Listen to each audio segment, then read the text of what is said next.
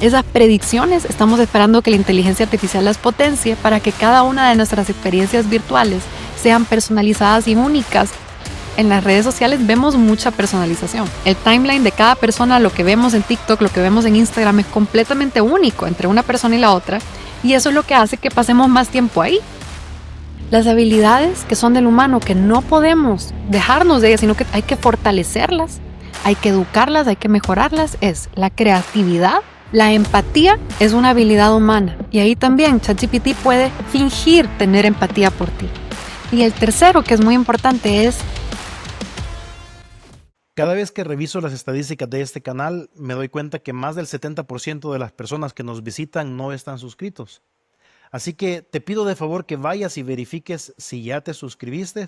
Esta es la manera más fácil, gratuita que tienes para ayudar a Crece con Podcast. Y muchas gracias por ser parte de esta trayectoria. Bienvenidos a otro episodio. En esta oportunidad tenemos a Rebeca, que nos va a contar de lo que están haciendo para Centroamérica. Bienvenida, Rebeca. Hola Luis, es un gusto estar acá. Mi nombre es Rebeca Salazar, estoy representando a Kudox. Kudox es una compañía de marketing de crecimiento que además también lidera el evento de marketing más importante de El Salvador, más grande. Acabamos de tenerlo hace como un mes, ahí nos conocimos con Luis. Y lo que hacemos en ese evento es presentar un estudio regional que nosotros hemos estado haciendo desde hace 8 años, de qué manera las personas de El Salvador, Honduras, Nicaragua, todo Centroamérica están usando el Internet, las redes sociales y ahora la inteligencia artificial también. Platícanos un poco más acerca de este estudio. ¿Cómo nació? ¿Por qué qué se espera lograr? ¿Y cómo está impactando? Sí, bueno, en 2017 nuestro CEO Rodolfo, que de hecho también es mi papá, por lo cual me siento súper orgullosa, visitó Guatemala y vio una empresa en Guatemala que estaba comenzando a hacer el primer estudio de cómo se estaba usando el Internet y las redes sociales en Guatemala. Y cuando vio este estudio dijo, wow, yo necesito este tipo de datos para el trabajo que estamos haciendo con las marcas que están en El Salvador y que también tenemos en Guatemala, en Costa Rica, en Nicaragua, porque trabajamos con algunos clientes regionales. Y se dio cuenta que genuinamente no había ninguna otra empresa que estuviera haciendo esto ahorita. Y a nivel de datos de gobierno, a veces no tenemos los datos específicos que nosotros como marqueteros necesitábamos, como, pero ¿en qué red social están? ¿Y cuántas horas pasan en estas redes sociales por día? ¿Y a qué hora? Y así es cuando salió la idea y se juntaron con esta empresa que en ese momento, en 2017, estaban buscando expandir, y junto con Kudox, que en ese momento se llamaba IdeaWorks, decidieron expandirlo a todo Centroamérica y también volverlo un evento en Centroamérica, que ahora tiene su sede más grande en El Salvador. Y lo hemos seguido haciendo año con año, expandiéndolo hasta ahora más de 22,000 encuestas que tenemos de cada uno de estos países, que ha sido una riqueza excepcional ver cómo cambia año con año porque los estudios en general se presentan solo el de un año y luego a saber qué significaba esto en la tendencia, si iba para arriba, iba para abajo. Y ahora que ya tenemos estos 8 años de estudio, vemos directito cuáles son las redes, los consumos, las tendencias que van subiendo, las que bajan y las que se estancan. Regresando al estudio y este impacto, es interesante porque en lo personal, este podcast lo creé precisamente para tener impacto local. Y cuando escuché eso en la plática que usted dio, fue un wow, porque bien poco se conoce acerca de Centroamérica. Así que puede darnos más información de qué es lo que se está logrando, a quiénes está beneficiando con esta información. Sí, totalmente. Este estudio lleva ya 8 años, como mencionaba, y a través de los años, al principio lo trabajábamos con un grupo pequeño de 200 marqueteros que venían a recibir la información, a poder pelotearla a ellos con sus equipos, recibían el estudio completo para que ellos pudieran ponerlo en obra en sus estrategias. Pero poco a poco, esta comunidad de marketers ha ido creciendo para que ahora cada año tenemos más o menos a 1,000 marqueteros que llegan al evento y que tienen acceso a este estudio y además, muchos de ellos piden después que hagamos presentaciones individuales, y esto en particular cuando son docentes. Muchos marqueteros tienen algún tipo de segunda afiliación con otra comunidad a la que ellos pertenecen, ya sea su empresa o también comunidades a las que educa. Por ejemplo, aquí tenemos a alguien que hace podcast, ¿verdad? Tenemos otras personas que podrían estar dando clases. Hemos estado platicando con varias universidades desde hace varios años y este es uno de los estudios que las universidades utilizan para poder enseñarle a las personas que se están capacitando en marketing ahorita o en temas de tecnología sobre qué está pasando en El Salvador. Y también es súper bonito cuando lo podemos ver en otros países también, cuando hay gerentes de marca que lo que están haciendo es gestionar más de un país. Por ejemplo, ellos están basados en El Salvador, pero tienen que tomar decisiones de inversión en Guatemala, decisiones de inversión en Costa Rica, y lo que ellos necesitan es datos que les ayuden a sentirse apoyados para tomar esas decisiones sin la necesidad de haber estado directamente involucrados con una vida profesional en estos países, que muchas de las cosas que conocemos o sabemos es porque lo hemos ido escuchando de otras personas en el tiempo. Pero cuando tenemos que tomar decisiones en países en los que no hemos trabajado, en los que tenemos poca experiencia, necesitamos basarnos en datos duros. ¿Cómo se recopilan estos datos, Rebeca? Lo que hacemos es hacer encuestas en línea y encuestas a través de radio. De esa manera logramos conseguir personas en un montón de estados y momentos diferentes.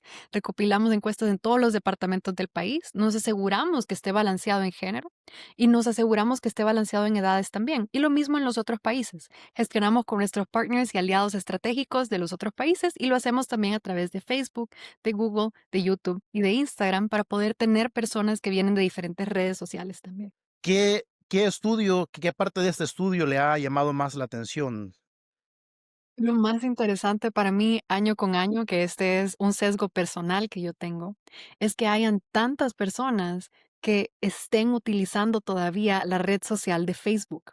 Adentro de mi círculo social, de las personas con las que yo paso más tiempo, casi ya nadie tiene cuentas activas de Facebook y si la tienen activa, casi no la están usando o no la usan para nada.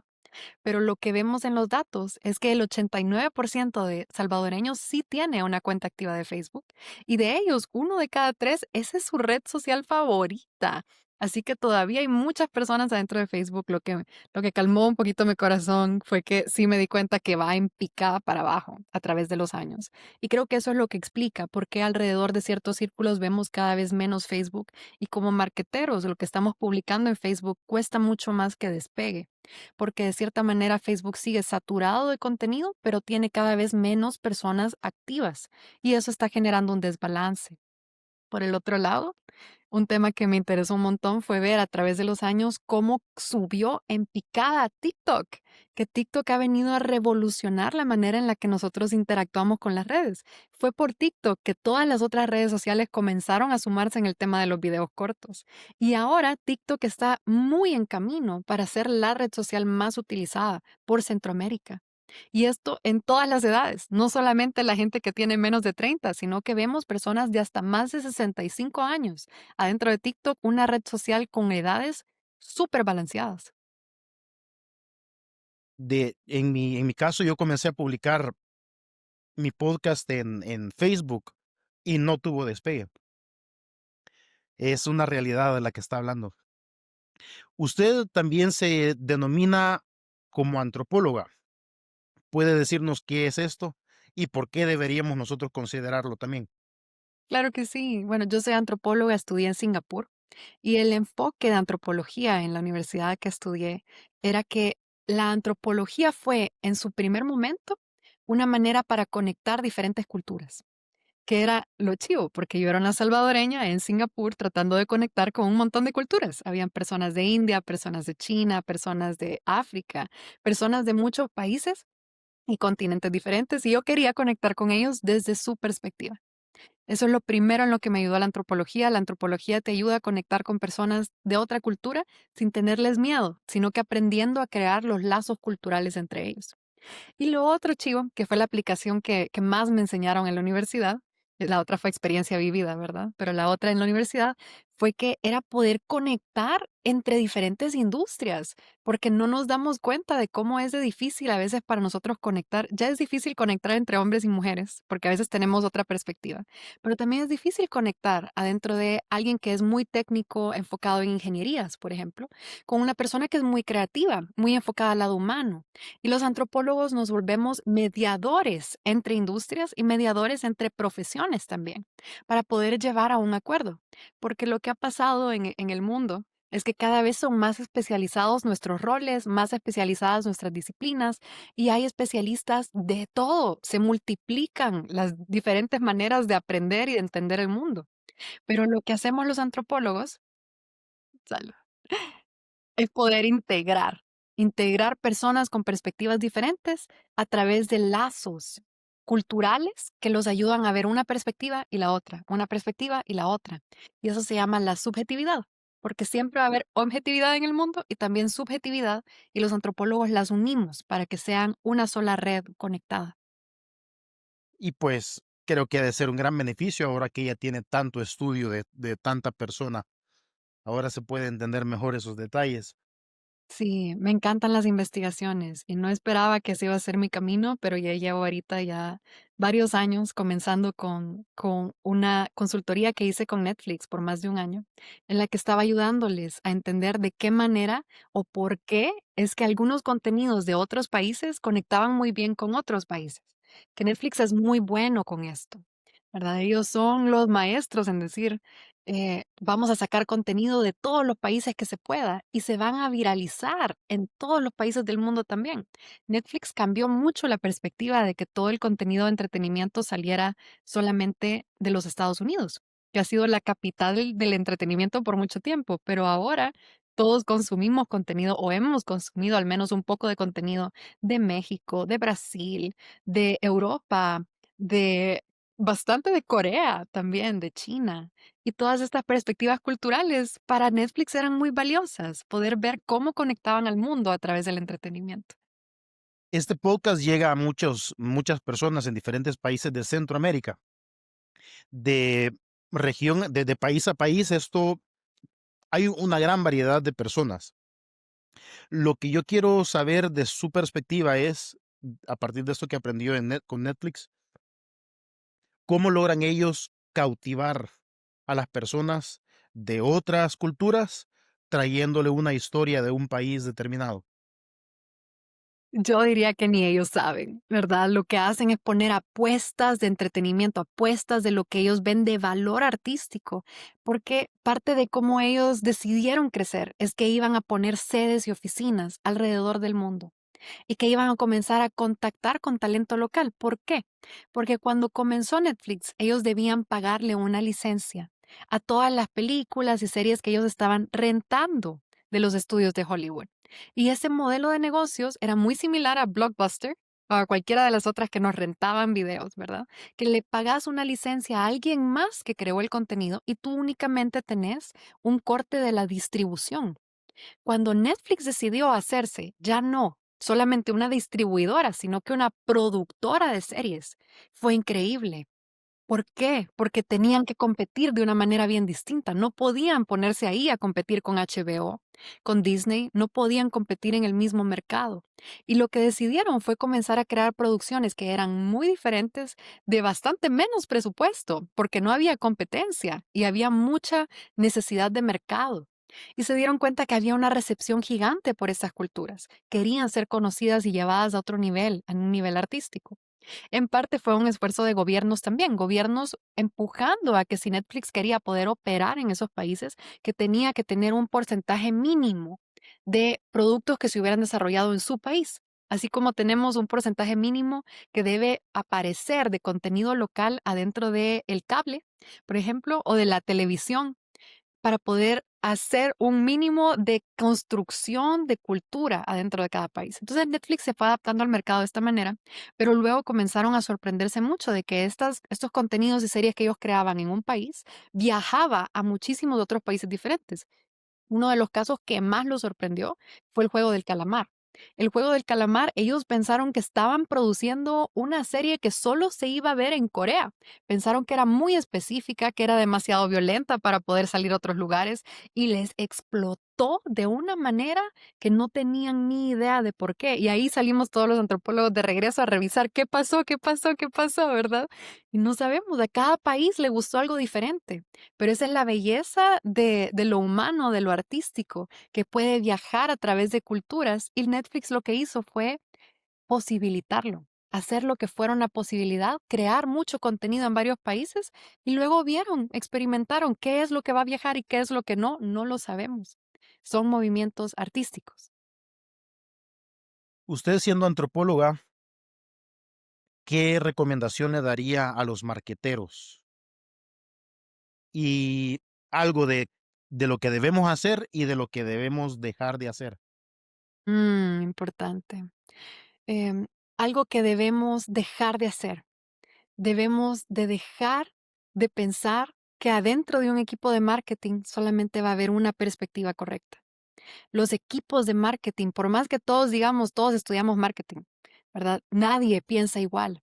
Y el valor de los equipos de marketing está en que ellos, adentro del equipo, lo que es la cantidad de gente que sean, si son dos, si son tres, si son cinco, si son 10, si son 12, que puedan ver el valor de añadirse entre sus diferentes perspectivas, el que tenga una perspectiva más racional, una perspectiva más introvertida, una perspectiva muy extrovertida, una perspectiva en la que sí se entiende el tema de las finanzas, una perspectiva en la que no se entiende el tema de las finanzas.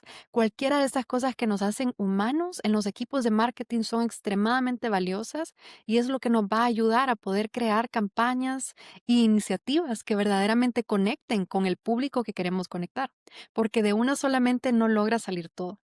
Y las cosas que deberían comenzar a hacer es que tienen que comenzar a basarse en investigación de consumidores. Las cosas que ya están disponibles, 10. Pero temas que ustedes quieran investigar por su propia cuenta, deben aliarse con las personas correctas para poder hacer investigaciones que les van a apoyar en el tema creativo y en el tema técnico a tener mejores resultados. Porque seguir basándonos solamente en la intuición no es una opción. Debemos profesionalizar nuestro trabajo. Como creador de contenido, a mí me ha tocado ir e investigar. Hay muchas cosas de las que no se saben en Internet, de cómo hacer un podcast, por ejemplo, o Mm. de cómo llegarle a la audiencia. Y usar datos como los que ustedes tienen, a mí en lo personal me beneficiaría. Si alguien quisiera tener acceso a esta base de datos, ¿cómo pudieran obtenerlo? Nosotros escribimos regularmente blogs y también contenido de redes sociales adentro de State of Digital, que los pueden encontrar en LinkedIn, en Instagram, en Facebook y en TikTok. State of Digital, STATEOFDIGITAL. Y también adentro de Kudox, QUDOX, en todas las mismas redes sociales. Escribimos también blogs adentro de nuestro sitio web, que es kudox.io. Y además, si ustedes están interesados en poder tener más acceso al estudio, yo sí les voy a recomendar que la primera opción que debería tener completamente en su mente es que el momento que nosotros abramos un evento de State of Digital, que ustedes compren su entrada y que se aseguren de llegar. Pero si tienen una necesidad urgente antes de eso, pueden contactarnos también. Y me pueden contactar a mí, Rebeca Salazar, a través de LinkedIn para que podamos platicar. Ya están haciendo planes para el próximo evento. Estamos emocionadísimos y el planning comenzó 2 semanas después de que terminara el evento. Así que sí. Sí, es que es un gran evento. Yo asistí y pues todo fue bien envolvente, fuimos bienvenidos. Lo único que como salvadoreños a veces tenemos ciertas costumbres y estamos hablando de la audiencia, de los que llegaron, vea, algunas malas costumbres, pero nada que tenga que ver con el evento, ¿verdad? Valga la aclaración. Em, Desde que empezó todo el sonido, las luces, todo estuvo muy, muy bonito. Que me alegra. Es una producción impresionante. Justamente nuestro deseo es que cada vez más, a través del marketing, ¿verdad? A través de una producción excelente, a través de una línea gráfica excelente, a través de buena atención al cliente, a través de la selección que tenemos de las personas que van a llegar también, porque no es un evento para cualquiera, es un evento para los mejores profesionales dentro del marketing. que podamos tener una comunidad que se esté formando y que puedan comunicarse entre ellos, que es lo más bonito de este evento, es el networking, es las personas que van a ver ahí, que son parte de tu tribu de marqueteros en el país. Fíjese que cuando yo empecé el podcast, empecé porque yo sentía que estaba trabajando solo, que estaba haciendo muchas cosas y decía, no puede ser que solo yo esté haciendo esto en el país. En ese entonces comencé a buscar alguien, comunidades aquí en El Salvador y me topé con una de WordPress. Eh, y ahí está, en esa comunidad conocí a Alex Ábalos, quien me animó a comenzar el podcast. Él tiene un servicio de VPS, se llama. Son los que le dan alojamiento a las páginas web. Entonces, mi página, yo la tengo alojada con él, con ese servicio. Bueno, siguiendo el tema de por qué los busqué, era porque se me sentía solo. Así que cualquiera que tenga ese sentimiento puede ir a State of Digital, porque ahí hay mucho marquetero del que pueden tomar mucha ventaja. Es cierto. Y bueno, a mí me encantó cuando comencé a publicar en LinkedIn, que me puse un reto para mí misma que iba a publicar en LinkedIn al menos una cosa todos los días, para quitar esa curita de miedo de estoy sola. No le puedo decir a los demás lo que estoy haciendo porque no es lo suficientemente bueno, lo suficientemente lo que sea. Pero no es cierto. Y me acuerdo que en algún momento publiqué algo que decía, hey, a mí antes me daba miedo publicar en LinkedIn, no le contaba a la gente lo que estaba haciendo porque pensaba que tenía que tener un estándar muy alto de lo que yo estaba haciendo, ¿verdad? Ujú. Y no me daba cuenta que las cositas pequeñas que yo tenía que compartir ese día, ¿verdad? Algo chiquito que me ha ayudado, un dato, una perspectiva, una actitud, una manera de ver las cosas, un conocimiento, que yo podía compartirlo de un solo. Y que ese es el primer paso para no estar solo, es poder compartir con otros, ¿verdad? Tenés que darles tú a ellos primero lo que tú estuvieras esperando recibir. Es compañería, Sí, compañerismo. es importante, ¿verdad? Darse a conocer y esa es parte de la marca personal. ¿Hay alguna otra cosa que pueda compartir con nosotros con respecto a estos datos? Por ejemplo, yo recuerdo que hablaron acerca de qué redes está teniendo más tendencia, está creciendo más y por qué. Sí, hablamos un poquito de cómo Facebook va para abajo y TikTok está subiendo. Otra red social que a mí me sorprende bastante, que no se para en su crecimiento, es YouTube. YouTube es una red social que requiere un formato muy diferente y una estrategia muy diferente, pero en la cual hay una audiencia cautiva muy interesante, porque las personas que son youtuberas, que pasan ahí la mayor cantidad de tiempo en lugar de otras redes sociales, no usan las otras redes sociales tanto. Son un espacio de comunidad bien cerrado, solo usan una, mientras que el promedio de los demás es que tenemos 4 cuentas activas. ¿Verdad? Somos más sociables, vamos tirando por todas partes, pero los youtuberos son de una red social. Una audiencia cautiva muy impresionante, súper bonita. Yo Y creo que Instagram. son más leales porque están ahí para escuchar, para aprender. Algo que quizás no está bien desarrollado en otras porque las demás están para entretener. YouTube es para enseñar y Me pues todas gusta. las empresas deberían de estar ahí, en mi opinión. Sí, y el contenido de alta calidad que están esperando, ¿verdad? Porque creo que a veces en contenido más breve podemos ser más informales, puede haber menos investigación, pero si queremos hacer un contenido más largo, tiene otro pensamiento atrás, a nivel de creatividad y a nivel de investigación y todo lo demás que tú querrás poner, tiene que ser de mayor calidad para que la gente lo vea.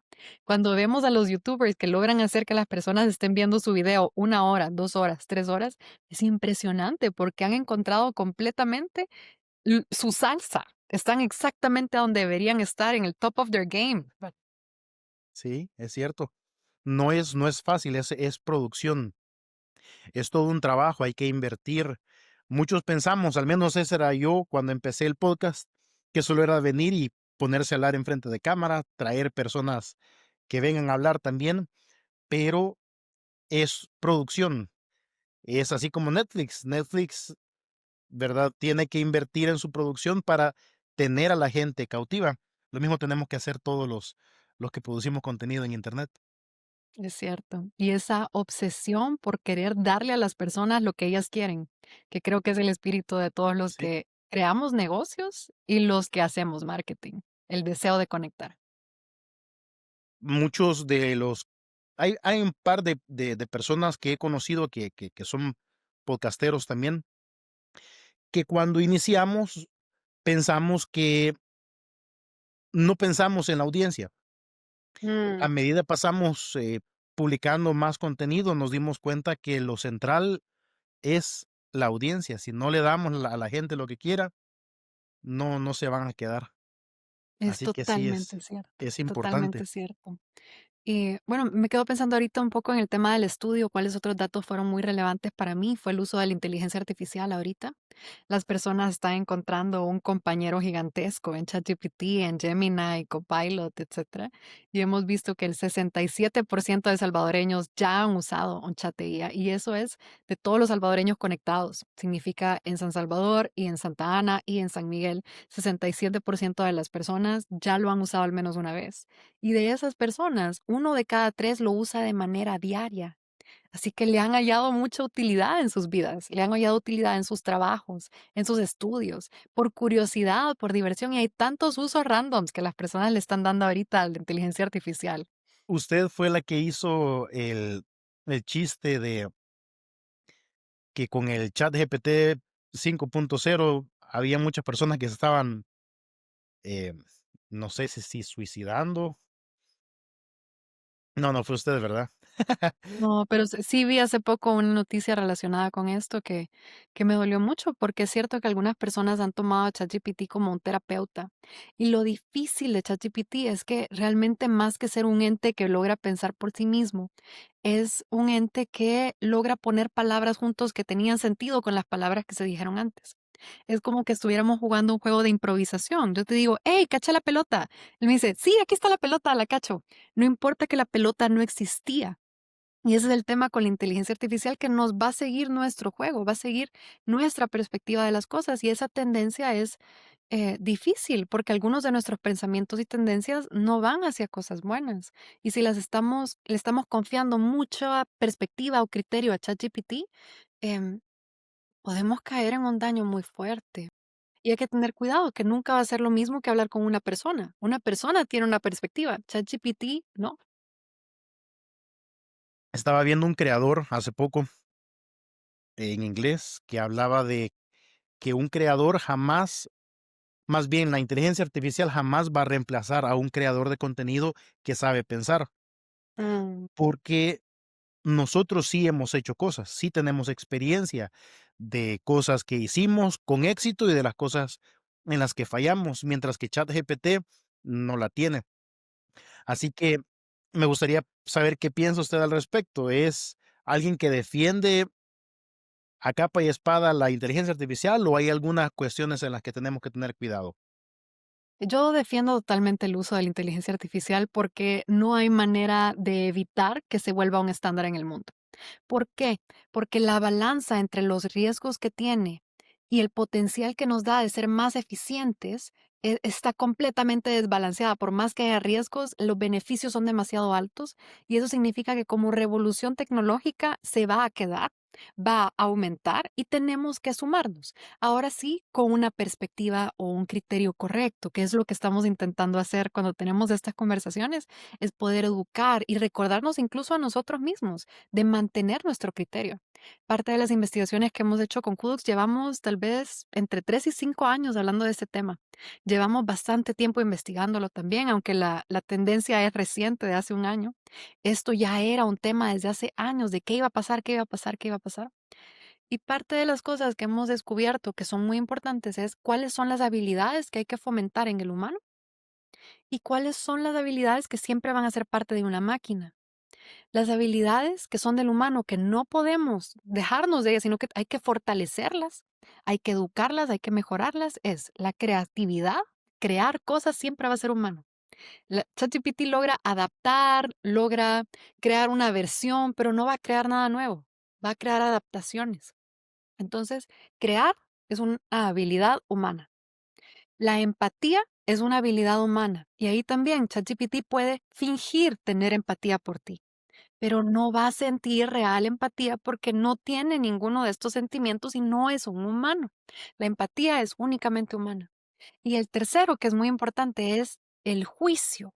Poder tomar un juicio de valor, bueno o malo. ¿Cumple el estándar o no cumple el estándar?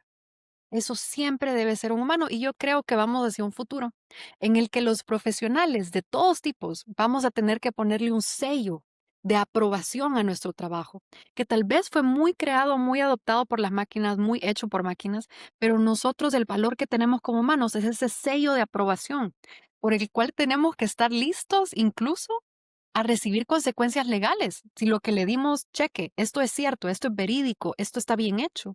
No estaba bien hecho, tenemos que poder asumir esa responsabilidad, que ahora la asumen los médicos, la asumen los abogados, la asumen los arquitectos si se cae una casa, pero creo que en el futuro también lo van a tener que asumir los marqueteros, los economistas, todas las otras profesiones, los periodistas, todas las profesiones que damos cualquier tipo de recomendación, que creamos cualquier tipo de estrategia, tenemos que tomar esa responsabilidad del sello de aprobación en nuestro trabajo. Esa parte creo que deberíamos de comenzar a buscar maneras cómo implementarlo, porque ha escuchado lo de la telemedicina que está Mm, implementándose en El Salvador. ujú. Muchos de ellos están usando inteligencia artificial para dar resoluciones o recetas, por ejemplo. Y pues es algo que va a impactar. Lo mismo va a pasar con uno. Si uno crea cosas, yo no soy muy partidario de crear cosas para un canal con inteligencia artificial porque siento que carece de mi persona, Mm, ¿verdad? Carece de no criterio, refleja su esencia. correcto. Entonces sí, tiene mucha razón. Entonces dijo que habían cosas que teníamos que comenzar a hacer o seguir haciendo, ¿verdad? ¿Las puedes repetir? Sí, crear, empatizar y juzgar, tener un juicio. Cosas que tenemos que parar de hacer porque nos van a quitar tiempo y francamente no podemos competir si las seguimos haciendo, es adaptaciones. Por ejemplo, una manera de crear contenido en redes sociales que puede tomar mucho tiempo para los marqueteros es cuando lo estamos adaptando a una nueva audiencia o a un nuevo canal. Ya hicimos cuál es nuestra idea de que queremos comunicar con juicio, empatía y creación, pero el adaptarlo a varios formatos es un tema de máquinas. El otro, que es muy valioso para muchas empresas ahorita, es predecir. Los humanos tenemos nuestros propios sesgos, ¿verdad? Que en base a nuestra experiencia nos hacen pensar, si pasa esto y esto y esto, yo predigo que va a pasar tal cosa. Pero en realidad nuestros cerebros humanos tienen muy baja capacidad estadística. No sabemos las probabilidades de qué es lo que vaya a pasar o no. La inteligencia artificial es más objetiva y puede tomar un análisis de muchas bases de datos, de poder cruzar varias cosas en el tiempo también para poder predecir el análisis de algo. Y esa es otra habilidad que hay que dejarle a las máquinas. Dentro de lo que usted habló en el evento de State of Digital, habló de cómo está cambiando la, el panorama. ¿Podemos hablar de un antes y un después de lo que está pasando en Internet aquí en Centroamérica? Totalmente. La inteligencia artificial ha venido a cambiarlo todo, a cambiar nuestra cultura, a cambiar la manera de hacer marketing. Hay ahorita serias dudas y preguntas sobre qué es lo que vaya a suceder de aquí en adelante, pero una de las ideas que yo creo que es una tendencia que tiene muchas probabilidades, y ahí dejo mi juicio, ¿verdad? Es pensar que la inteligencia artificial lo que va a hacer es ayudarnos a personalizar las experiencias de nuestros clientes de una mejor manera. Y eso significa que cuando yo entre, por ejemplo, a la aplicación a donde yo voy a pedir mis farmacias en mi teléfono, mis medicinas en la aplicación de la farmacia en el teléfono, entonces yo voy a tener ahí de un solo una recomendación específica a lo que la máquina sabe que yo necesito en ese momento. Ay, Rebe, tú en octubre siempre te enfermas. Tú siempre tenés una gripe más o menos acá. O yo sé que en marzo tú siempre le estás pidiendo estas medicinas a tu mamá porque se va a ir de viaje, o etcétera, etcétera, etcétera. Esas predicciones estamos esperando que la inteligencia artificial las potencie para que cada una de nuestras experiencias virtuales sean personalizadas y únicas a cada uno de nosotros. Y el otro lado de esto es que ya en las redes sociales vemos mucha personalización. El timeline de cada persona, lo que vemos en TikTok, lo que vemos en Instagram es completamente único entre una persona y la otra, y eso es lo que hace que pasemos más tiempo ahí. ¿verdad? Ahora tenemos en nuestras manos ese poder para comenzar a crear aplicaciones de esa manera que se personalicen a la persona y que haya menos spam en nuestras vidas, que hayan menos cosas que no eran relevantes para nosotros en nuestro correo, en nuestra publicidad, en la creación de contenido, en las recomendaciones de compra. Todo esto tiene que irse limpiando y depurando para ser cada vez más personalizado y a la par que tenga un acompañamiento guiado de expertos, como por ejemplo el tema de la telemedicina, el tema de poder tener recomendaciones expertas de un especialista en moda, que en lugar de estar yo pensando en cómo me visto, que pueda haber una perspectiva que me esté creando a mí mi propio estilo personal. Todo eso es lo que estamos esperando que se vaya a seguir viendo y desarrollando en estos años. Es interesante ver cómo los expertos como usted alcanzan a ver todos esos cambios y me lleva a pensar que es momento de comenzar a aprender inteligencia artificial. Hay que meterse ya a entender cómo escribir nuestros prompts en ChatGPT. Esa es la habilidad número uno. ¿Verdad? Y la habilidad número 2 es aprender automatizaciones, porque muchos hemos pensado en que la inteligencia artificial es para generar contenido. Ese es un primer pedazo. Podemos generar código, podemos generar imágenes, música, videos, aprendámoslo todo, correos, ¿verdad? Lo que sea, aprendámoslo todo. Pero después de esto, pasemos a un estado de automatizaciones, que es yo conecto que una cosa se cree acá y que ponga algo en una base de datos acá y luego envío un correo aquí. Una automatización sencilla que aprender es decirle a ChatGPT aprender a conectar con Make, con Zapier, para poder conectar que cada vez que todos los días a las 5 de la mañana quiero que ChatGPT me envíe un reporte a mi WhatsApp con 3 puntos de cuáles son las noticias más relevantes en fútbol en El Salvador, por ejemplo. Esa es una automatización. Ya no tengo que yo ir a ChatGPT a preguntarle, que tal vez ni me hubiera acordado y a las 5 de la mañana yo prefiero dormir o sacar a mi perro o hacer ejercicio o crear el desayuno, ¿verdad? Pero tengo un asistente que puedo automatizar. Dormir. Sí, eso preferiría yo. ¿Y hay algún lugar donde podamos aprender esto? Totalmente. Si son una empresa, yo sí les recomiendo que contacten a Kudux. Estamos dando talleres personalizados para justamente poder adaptar lo más posible todo lo que sabemos de inteligencia artificial a las necesidades específicas de su negocio y al tipo de profesionales que tienen, porque es diferente una capacitación para recursos humanos que para el área de marketing, que para el área comercial. Cada uno de ustedes tiene necesidades diferentes, incluso adentro de industrias. La manera en la que se va a transformar la industria farmacéutica es diferente a cómo se transforma la industria de restaurantes, pero tenemos un montón de material trabajado para cada una de estas industrias y puestos que sería muy valioso para ustedes y les pido que nos contacten para esto. Si ustedes quieren aprender a un nivel individual, hay ahorita muchísimos cursos en línea que pueden buscar cursos online por todas partes, incluso a través de Gemini mismo.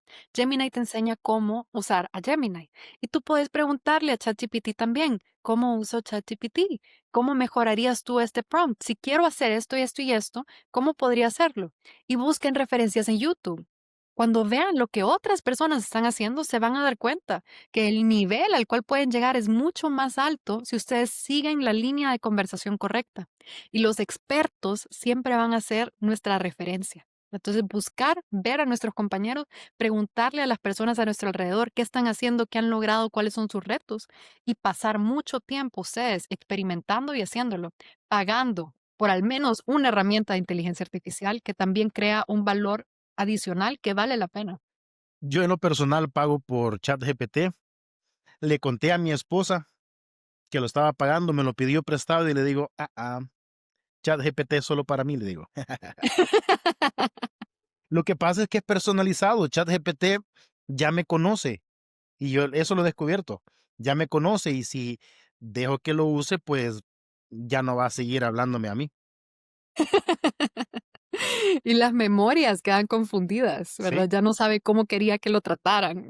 es correcto, es correcto. Es Bueno, cierto. ¿hay alguna cosa que se nos esté escapando? Creo que estamos. Ujú. Hemos cubierto, ¿verdad?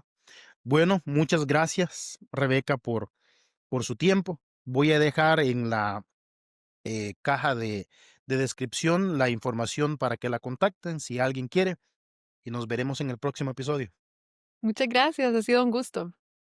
Hasta luego.